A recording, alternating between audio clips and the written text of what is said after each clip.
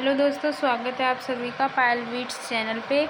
तो कल तक हमने सिंधु घाटी सभ्यता पढ़ी थी। आज हम स्टार्ट करेंगे वैदिक सभ्यता। वैदिक काल, वैदिक सभ्यता। वैदिक काल का विभाजन दो भागों, ऋग्वैदिक काल जो 1500 से 1000 ईस्वी में था पूर्व, और उत्तर वैदिक काल जो 1000 से 600 ईस्वी पूर्व में किया गया था। आर्य सर्वप्रथम पंजाब एवं अफगानिस्तान में बसे मैक्स मूलर ने आर्यों का मूल निवास स्थान मध्य एशिया को माना है। आर्यों द्वारा निर्मित सभ्यता वैदिक सभ्यता कहलाई है। यह एक ग्रामीण सभ्यता थी। आर्यों की भाषा संस्कृत थी। आर्य शब्द भाषा समूह को इंगित करता है। आर्यों के प्रशासनिक इकाई आरोही क्रम से इन 5 भागों में बटा था। कुल ग्राम, विश, जन, राष्ट्र। ग्राम के मुखिया ग्रामीणी, विश का प्रधान विशपति एवं जन के शासक राजन कहलाते थे। राज्याधिकारों में पुरोहित एवं सेनानी प्रमुख थे। वशिष्ठ रूढ़िवादी एवं विश्वामित्र उदार पुरोहित थे। सूत, रथकार व कंबादी नामक अधिकारी रत्नी कहे जाते थे। इनकी संख्या राजा सहित करीब 12 हुआ करती थी। पूर्वदूरपति एवं स्पष्ट जनता की गतिविधियों को देखने वाले गुप्तचर होते थे। वाचस्पति गोचर भूमि का अधिकारी होता था। उग्र अपराधियों को पकड़ने का कार्य करता था। भागदूह राजस्व का एकत्र करने वाला अधिकारी था। ऋग्वेद में किसी तरह के न्यायाधिकारी का उल्लेख नहीं है। सभा एवं समिति राजा को सलाह देने वाली संस्था थी। सभा श्रेष्ठ एवं संवाद लोगों की संस्था थी, जबकि समिति सामान्यतः जनता का प्रतिनिधित्व करती थी। इसके अध्यक्ष को ईशान कहा जाता था। स्त्रियां सभा एवं समितियों में भाग ले सकती थी। युद्ध में कबीले का नेतृत्व राजा करता था। युद्ध के लिए ग्विष्ट शब्द का प्रयोग किया गया है, जिसका अर्थ है गायों की खोद। दशराग युद्ध का उल्लेख ऋग्वेद के 7वें मंडल में है। यह युद्ध परूपणी रावी के तट पर सुदास एवं 10 जनों के बीच लड़ा गया, जिसमें सुदास विजयी हुआ। ऋग्वेद समाज 4 वर्णों में विभक्त था। ये वर्ण थे ब्राह्मण, क्षत्रिय, वैश्य और शूद्र। यह विभाजन व्यवसाय पर आधारित था। ऋग्वेद के 10वें मंडल के पुरुष सूक्त में चतुर्वर्णों का उल्लेख मिलता है। इसमें कहा गया है कि ब्राह्मण परम पुरुष के मुख से, क्षत्रिय उनकी भुजाओं से, वैश्य उनकी जांघों से एवं शूद्र उनके पैरों से उत्पन्न हुए थे। आर्यों का समाज पितृप्रधान था। समाज की सबसे छोटी इकाई परिवार या कुल थी, जिसका मुखिया पिता होता था, जिसे कुलप कहा जाता था। स्त्रियां इस काल में अपने पति के साथ यज्ञ कार्य में भाग लेती थी। बाल विवाह एवं पर्दा प्रथा का प्रचलन नहीं था। विधवा अपने मृतक पति के छोटे भाई देवर से विवाह कर सकती थी। स्त्रियां शिक्षा ग्रहण करती थी। ऋग्वेद में लोपामुद्रा, घोषिकता, आप्ला एवं विश्वास जैसी विदुषी स्त्रियों का वर्णन है। गार्गी ने याज्ञवल्क्य को वाद की चुनौती दी थी। जीवन भर अविवाहित रहने वाली महिलाओं को अमाजु कहा जाता था। जीविकार्जन के लिए वेदांग पढ़ाने वाले अध्यापक उपाध्यक्ष कहलाते थे। आर्यों का मुख्य पेय पदार्थ सोमरस था। यह वनस्पति से बनाया जाता था। आर्य मुख्यतः 3 प्रकार के वस्त्रों का उपयोग करते थे: बांस, अधिवांस और उष्णीय। अंदर पहनने वाले कपड़े को नीवी कहा जाता था। आर्यों के मनोरंजन के मुख्य साधन थे संगीत, रथ दौड़, घुड़दौड़ एवं दूध क्रीड़ा। आर्यों का मुख्य व्यवसाय पशुपालन एवं कृषि था। महर्षि कणाद को भारतीय परमाणुवाद का जनक कहा जाता है।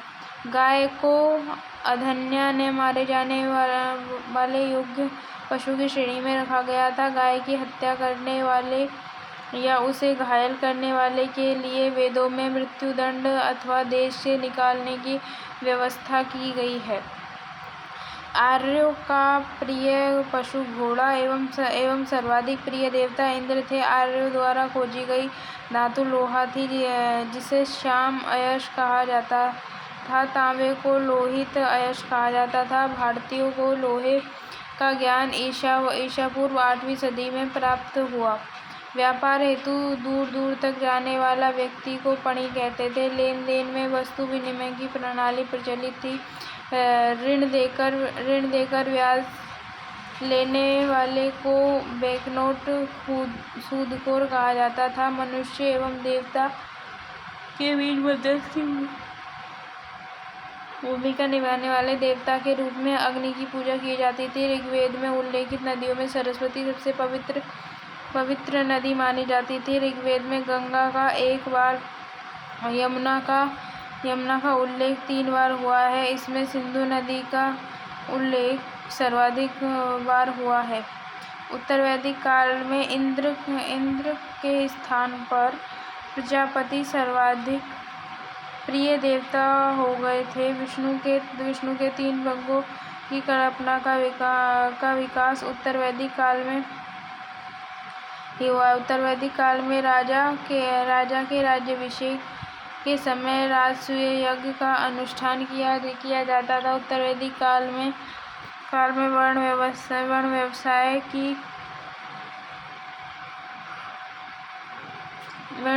की बजाय जन्म के आधार पर निर्धारित होने लगे थे। इंद्र युद्ध का नेता एवं वर्षा का देवता, अग्नि देवता एवं मनुष्य के बीच मध्यस्थ, वरुण पृथ्वी एवं सूर्य के निर्माता, समुद्र का देवता, विश्व के नियामक व शासक, सत्य का प्रतीक, ऋतु परिवर्तन व दिन रात का कर्ता, आकाश का देवता, वनस्पति का देवता, प्रकृति एवं उत्थान का देवता, विपत्तियों को हरने वाला देवता, पशुओं का देवता, विश्व के संरक्षण एवं पालनकर्ता, आंधी तूफान का देवता। उत्तर वैदिक काल में हल को सिराकर हल रेखा को सीता कहा जाता था। उत्तर वैदिक काल में निष्क और शतमान मुद्रा की इकाइयाँ थी।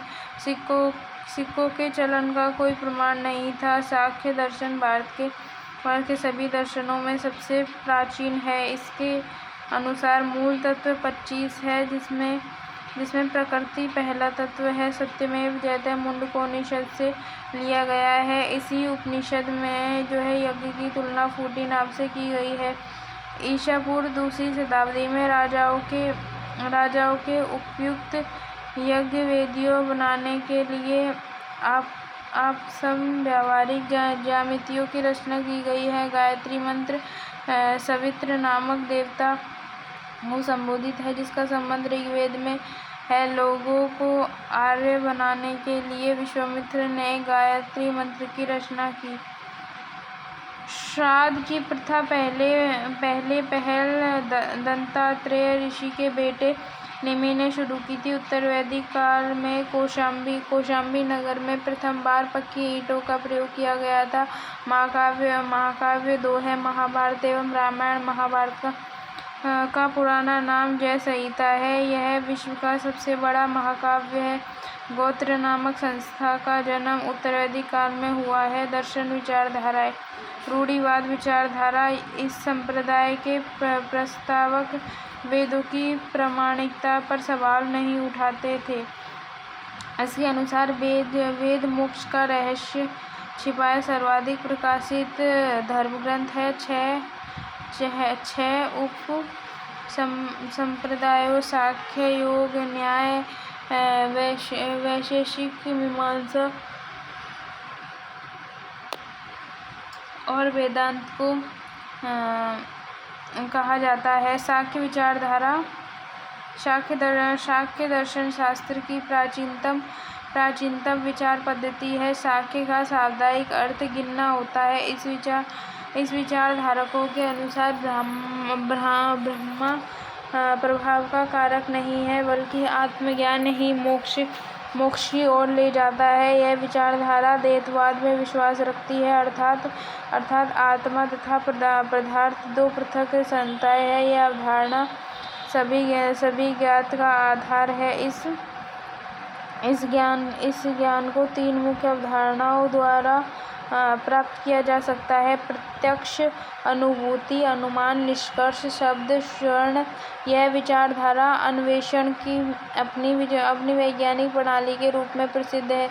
योग विचारधारा इसके अनुसार मानव शारीरिक प्रयोग तथा ध्यान का प्रयोग कर मुक्ति प्राप्त कर सकता है। मुक्ति प्राप्त करने के साधन है यम, नियम, प्रत्याहार, धारण, ध्यान एवं समाधि। पिंड का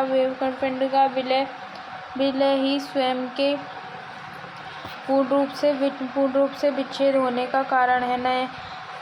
न्याय विचारधारा इसमें मुक्ति प्राप्त करने के लिए तर्कपूर्ण चिंतन पर विश्वास किया जाता है। इस विचारधारा का मानना है कि निष्कर्ष, स्वर्ण तथा उपमा जैसे तर्क सम्मत साधनों का प्रयोग कर मनुष्य किसी भी समस्या की सत्यता जांच कर सकता है। इसका ये मानना है कि ईश्वर ने न केवल ब्रह्मांड की रचना की है बल्कि वह उसका पालन और संहार भी कर सकते हैं। वैशेषिक विचारधारा यह विचारधारा ब्रह्मांड की भौतिकीयता में विश्वास करती है। इसके अनुसार ब्रह्मांड का हर पदार्थ 5 मुख्य तत्वों अग्नि, वायु, जल, पृथ्वी तथा आकाश से बना है। इस विचारधारा का दृष्टिकोण अत्यंत वैज्ञानिक है। इसके द्वारा परमाणु सिद्धांत का विकास भी हुआ। मीमांसा विचारधारा मीमांसा का वास्तविक अर्थ तर्कपूर्ण चिंतन, विवेचन तथा अनुप्रयोग की कला है। यदि व्यक्ति को धार्मिक श्रेष्ठता, स्वर्ग तथा मुक्ति प्राप्त करनी है तो उसे वेदों के द्वारा नियमों सभी कर्तव्यों की पूर्ति करनी होगी। इस दर्शन का मुख्य बल वेदों के अनुष्ठानों भाग पर था। मुक्ति की प्राप्ति हेतु व्यक्ति को वैदिक अनुष्ठानों का निष्पादन पुरोहित की सहायता से करना होता है। इसलिए इस दर्शन में विभिन्न वर्णों के बीच सामाजिक अंतर को निहित रूप से वैधता प्रदान की गई है। ब्राह्मणों द्वारा इसका प्रयोग लोगों व प्रचलन स्थापित करने में किया गया। वेदांत विचारधारा इस दर्शन के आधार का निर्माण करने वाले प्राचीनतम ग्रंथ बादरायण द्वारा लिखित ब्रह्मा सूत्र या वेदांत सूत्र थे। इस दर्शन के अनुसार ब्रह्मा ही इस जीवन की वास्तविकता है, शेष सभी बातें मिथ्या या माया है। इसके अनुसार स्वयं का ज्ञान हो जाने पर वह स्वतः ही ब्रह्मा की अनुभूति कर मुक्ति को प्राप्त हो जाएगा। यह तर्क ब्रह्मा तथा आत्मा को अविनाशी तथा शाश्वत बना देती है। नास्तिक विचारधारा यह वेदों की मौलिकता वे विश्वास नहीं करते और भगवान के अस्तित्व पर प्रश्न खड़े करते हैं। ये पांच उपधाराओं में विभाजित है: बौद्ध, जैन, लोकायत, अज्ञान और आजीविका। लोकायत दर्शन या चार्वाक विचारधारा बृहस्पति ने इस विचारधारा में नींव रखी। इसकी चर्चा वेदों तथा ब्राह्मण उपनिषदों में भी मिलती है। इसके अनुसार ब्रह्मांड ने केवल 4 तत्व हैं: अग्नि, पृथ्वी, जल तथा वायु। इस विचारधारा के समर्थक आकाश की गणना 5 आधारभूत तत्वों में नहीं करते क्योंकि यह मनुष्य के अनुभूति से परे है। इस विचारधारा के अनुसार इस विश्व के परे कोई अन्य जगत नहीं है, इसलिए मृत्यु मानव का अंत है तथा सुख भोग ही मानव जीवन का चरम लक्ष्य होता है। इसलिए उन्होंने खाओ पियो और मस्त रहो के सिद्धांत का प्रतिपादन किया है। अज्ञात कट्टरपंथी संयमवादी में विश्वास करते थे। इसके अनुसार ज्ञान प्राप्त करना असंभव है।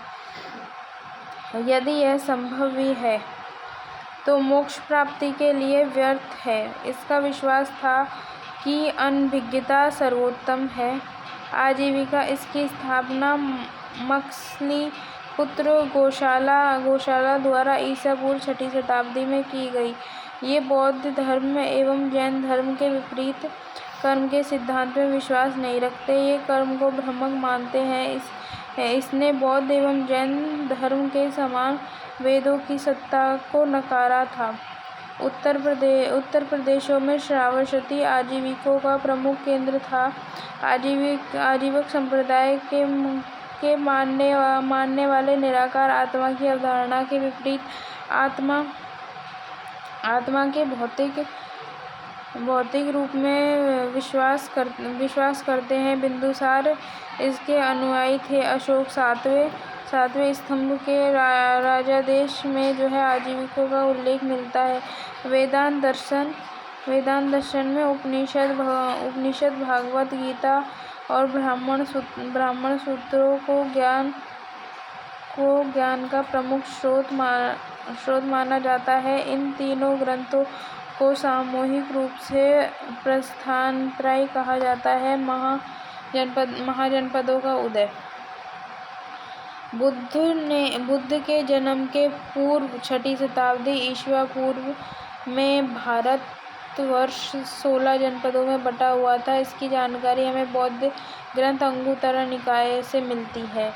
अंग की राजधानी थी चंपा, मगध, गिरिब्रज, राजगृह, काशी, वाराणसी, वत्स, कौशाम्बी, बज्जी, वैशाली, विदेह, मिथिला, कौशल, श्रावस्ती, अवंती, उज्जैन, महिष्मती, मल्ल, कुशावती, पंचाल, अहि, छत्रपुर, चेदी, शक्ति कुरु, इंद्रप्रस्थ, मत्स्य, विराटनगर,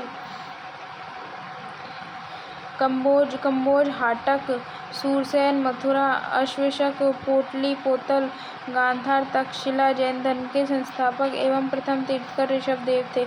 जैन धर्म कल्पसूत्र जैन परंपरा का सर्वाधिक लोकप्रिय ग्रंथ है। इसके एक भाग में जैन धर्म के 24 तीर्थंकरों के जन्म से लेकर निर्वाण तक की विधिक घटनाओं का वर्णन किया गया है। उनकी जीवन की 5 प्रमुख घटनाओं का विशेष रूप से प्रस्तुत किया गया है। गर्भाधान, जन्म, गृह त्याग, ज्ञान प्राप्ति एवं प्रथम उपदेश। जैन धर्म के 23वें तीर्थंकर पार्श्वनाथ थे, जो काशी के इक्ष्वाकु वंशीय राजा अश्वसेन के पुत्र थे। इन्होंने 30 वर्ष की अवस्था में संन्यास जीवन को स्वीकार कर लिया था। इनके द्वारा दी गई शिक्षा थी हिंसा नहीं करना, सदा सत्य बोलना, चोरी नहीं करना, संपत्ति नहीं रखना। महावीर स्वामी जैन धर्म के 24वें अंतिम तीर्थंकर थे। महावीर का जन्म 540 ईसा पूर्व में कुंडग्राम में हुआ था। इनके पिता सिद्धार्थ ज्ञात्रक कुल के सरदार थे और माता त्रिशला लिच्छवी राजा चेटक की बहन थी। महावीर की पत्नी का नाम यशोदा एवं पुत्री का नाम अन्नोजा प्रियदर्शिनी था। महावीर के बचपन का नाम वर्धमान था। इन्होंने 30 वर्ष की उम्र में माता पिता की मृत्यु के पश्चात अपने बड़े भाई नंदीवर्धन की अनुमति लेकर संन्यास जीवन को स्वीकार किया।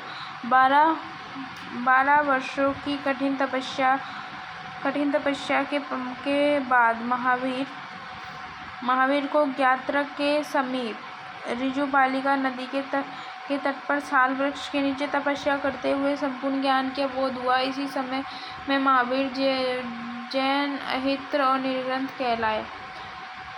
उत्तरायण सूत्र में महावीर की शिक्षाओं का वर्णन है, जहाँ भिक्षुओं के आचार संहिता का पालन करने का वर्णन किया गया। महावीर ने अपना उपदेश प्राकृत भाषा में दिया। महावीर के अनुयायियों को मूलतः निर्ग्रंथ कहा जाता है। महावीर के प्रथम अनुयायी उनके दामाद जामिन थे। प्रथम जैन भिक्षु नरेश दधिवायन की पुत्री चंपा थी। महावीर ने अपने शिष्यों को 11 गणधरों में विभाजित किया था। आर्य सुधर्मा अकेला ऐसा गंधर्व था जो महावीर की मृत्यु के बाद भी जीवित रहा और जो जैन धर्म का प्रथम ठहराया मुख्य उपदेशक हुआ। स्वामी महावीर की भिक्षुओं संघ की प्रधान चंदना थी। लगभग 300 ईसा पूर्व में मगध में 12 वर्षों का भीषण अकाल पड़ा, जिसके कारण भद्रबाहु अपने शिष्यों सहित कर्नाटक चले गए, किंतु कुछ अनुयायी स्थूलभद्र के साथ मगध में ही रुक गए। भद्रबाहु के वापस लौटने के बाद मगध के साधुओं से उनका गहरा मतभेद हो गया, जिसके परिणाम स्वरूप जैन मत श्वेतांबर एवं दिगंबर 2 संप्रदायों में बंट गया। स्थूलभद्र के शिष्य श्वेतांबर एवं भद्रबाहु के शिष्य दिगंबर कहलाए। जैन धर्म के त्रिरत्न है: सम्यक दर्शन, सम्यक ज्ञान, सम्यक आचरण। त्रिरत्न के अनुशीलन में निम्न 5 महाव्रतों का पालन अनिवार्य है: अहिंसा, सत्य, असत्य, अपरिग्रह एवं ब्रह्मचर्य। जैन धर्म के 4 वरों के सिद्धांत ने इसे लोकप्रिय बनाने में मदद की। जैन धर्म में ईश्वर की मान्यता नहीं है। जैन धर्म में आत्मा की मान्यता है। जैनियों के अनुसार जीव न केवल मनुष्यों, पशु पक्षियों में वरन पेड़ पौधे, पत्थरों व जल में भी पाया जाता है। जैन धर्म के अनुसार सृष्टि का निर्माण जीव तथा अजीव नामक 2 मूल तत्वों से हुआ है। जीव चेतन तत्व और अजीव अचेतन जड़ तत्व है। महावीर पुनर्जन्म एवं कर्मवाद में विश्वास करते थे। जैन धर्म के सप्तभंगी ज्ञान के अन्य नाम शाद्यवाद व अनेकांतवाद है, जो जैन धर्म का मौलिक सिद्धांत है। जैन धर्म ने अपने आध्यात्मिक विचारों का साक्ष्य दर्शन से दर्शन किया है। जैन धर्म मानने वाले कुछ राजा थे: उदयन, बदराजा चंद्रगुप्त मौर्य, कलिंग नरेश खारवेल, राष्ट्रकूट राजा अमोघ वर्ष चंदेल, शासक मैसूर के गंग वंश के राजाओं के सेनापति एवं प्रधानमंत्री चामुंडराय के प्रोत्साहन से कर्नाटक के श्रवणबेलगोला में 10वीं शताब्दी के मध्य भाग में विशाल बाहुबली की ग्रेनाइट पत्थर की मूर्ति का निर्माण किया गया। गोमतेश्वर की प्रतिमा कायोत्सव मुद्रा में है। महावीर तपस्या की इस मुद्रा में वह अपनी चारों ओर के वातावरण से अनभिज्ञ है। उनके पैरों में सांप लपेटे हुए हैं तथा चींटियों ने मिट्टी के गरोदे बना दिए। यह मूर्ति 18 मीटर या 57 फीट ऊंची है एवं एक ही चट्टान को काटकर बनाई गई है। ये विश्व में एक ही पत्थर से बनी बिन किसी सहारे की खड़ी सबसे लंबी मूर्ति है। राजस्थान में माउंट आबू पर स्थित जैन मंदिर बिमल शाह द्वारा बनवाए गए थे। कठियावाड़ा में पालीताना के निकट शत्रुंजय की पहाड़ियों में एक विशाल जैन तीर्थ स्थल है, जहां एक साथ जुड़े हुए 20 मंदिर दर्शनीय है। खजुराहो में जैन मंदिरों का निर्माण चंदेल शासकों द्वारा किया गया। आधुनिक तमिलनाडु के पुट्टुकोट्टई जिले में स्थित शीतनावसन या शीतनवासन गुफाएं जैन धर्म से संबंधित है। मौर्योत्तर युग में मथुरा जैन धर्म का प्रसिद्ध स्थल है। मथुरा कला का संबंध जैन धर्म से है। जैन तीर्थंकरों का जीवन भद्रबाहु द्वारा रचित कल्पसूत्र में है। 72 वर्ष की आयु में महावीर की मृत्यु 468 ईसा पूर्व में बिहार राज्य के पावापुरी में हो गई। मल्लराज सृष्टिपाल के राजप्रसाद में महावीर स्वामी का निर्वाण प्राप्त हुआ। चलो गाइस, बौद्ध धर्म कल पढ़ेंगे। तब तक के लिए बाय। मिलते हैं दोस्तों नेक्स्ट वीडियो में।